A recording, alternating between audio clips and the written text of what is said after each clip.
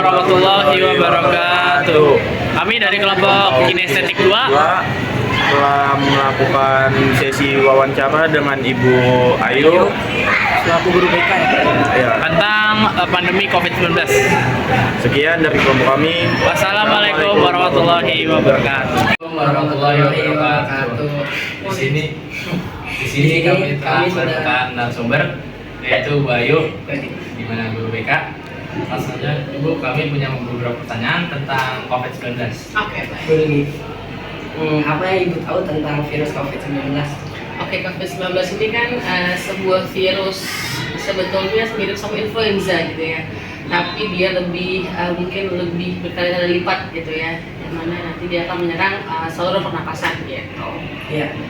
Pertanyaan kedua, gimana cara penanganannya tentang virus COVID-19 yang Ibu tahu? Kalau misalnya penanganan atau pencegahan nih, karena beda nih. Penanganan, oke. Kalau penanganan tentu kalau yang tepat tetap dari dokter gitu ya. Cuma dari yang Ibu tahu gitu ya bahwa penanganan yang pertama adalah langsung mengisolasikan diri gitu kan supaya virus tidak semakin menyebar gitu. Nah, cuman kan kalau virus COVID-19 ini dampak kepada si pasiennya itu berbeda-beda. Ya kan, ada yang mungkin kayak flu biasa, ada yang mungkin sampai dengan sesak nafas, ya kan, sampai dengan dan lain sebagainya gitu ya. Kalau yang misalnya yang biasa ya mungkin hanya dikasih obat dari dokter, minum vitamin, istirahat, selesai gitu. Itu penanganannya. Tapi kalau yang memang agak lebih agak lebih berat itu sudah ke dokter sih pasti. Kalau untuk Ibu, apakah sudah pernah terkena COVID-19 atau lingkungan sekitar Ibu ada yang pernah? Pernah. Ibu pernah, ibunya Ibu juga pernah. Gitu. Ibu, tapi cara mengobati untuk COVID-19 itu gimana? Kalau dari pengalaman Ibu kemarin, tentu Ibu langsung beri vitamin aja sih. Karena memang saya dengan ibu saya itu tidak memiliki dampak yang terlalu besar gitu ya, hanya flu dan batuk biasa aja gitu sih. Untuk kan kalau COVID-19 ini kita tahu sekali berdampak sekali dengan ekonomi ya Bu. Menurut Ibu apa tuh dampak ekonomi dari COVID-19?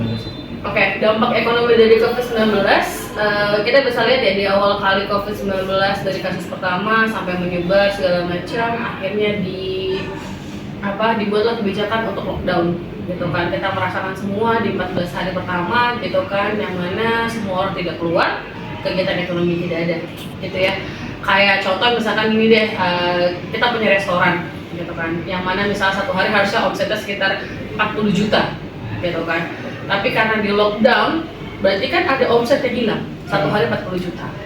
Oke, kamu hitung tuh 14 hari aja dulu deh. Oke, 4 kali 14 aja sudah di 58. Ya sekitar segitulah ya, 58 jutaan, ya kan? Oh lebih dong. Ya kan kita hitung sendiri ya. Pokoknya oke lah ya, gampang lah. Misalkan 10 juta gitu, 14 hari itu sudah di 140 juta. Iya kan? Itu 14 hari. Kau bayangkan dengan omset perusahaan-perusahaan yang satu harinya bisa miliaran. Oke, gitu. Oke, jadi dampaknya sangat besar gitu ya bagi kegiatan usaha gitu, baik itu dari sisi konsumen maupun produsennya gitu. Sobat cek, yang nanya ya. Dalam COVID tentunya kan ada dampak sosial ya Bu. Apa yang dampak sosial yang diberikan COVID-19 kepada masyarakat Indonesia? Dampak dari COVID-19 terhadap kader sosial gitu ya.